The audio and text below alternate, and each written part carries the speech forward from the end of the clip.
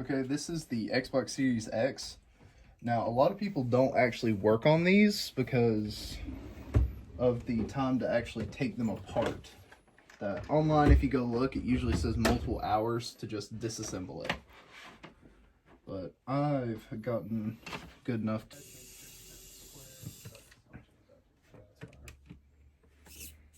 That is something I've wanted to have done for... I appreciate it a lot. There's the internals. It does look kind of intimidating when you first look at it, but here's the fan. It's just 3 screws plus a cable.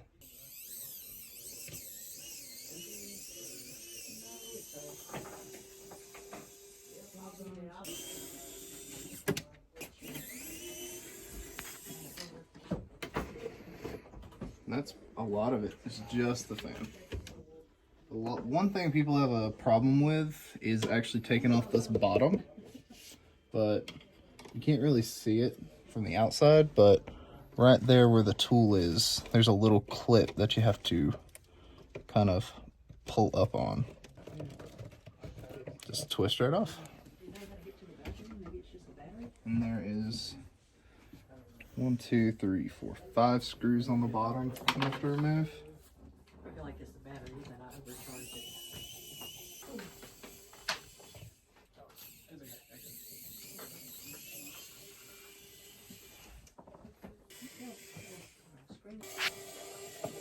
Take off this disk drive cover.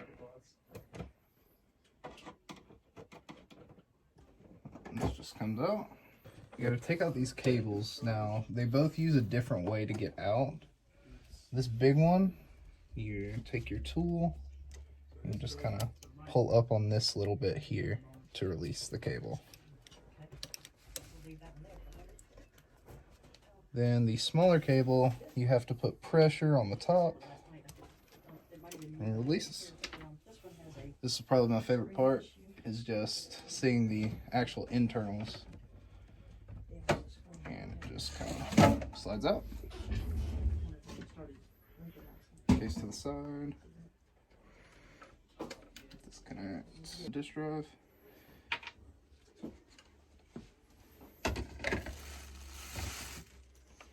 And this is the internals of the Xbox. You've got your power supply here. You've got your 2 boards. One has the HDMI. One just has these, the Ethernet, 2 USBs. Right here is just a big heatsink.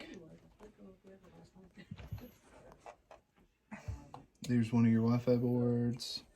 The main thing that holds one of these together is just a giant rubber band, which is crazy to think about. That is about as much as I want to take this apart right now, because I don't want to take it all the way apart and have to put it back together again. No, I was just making sure.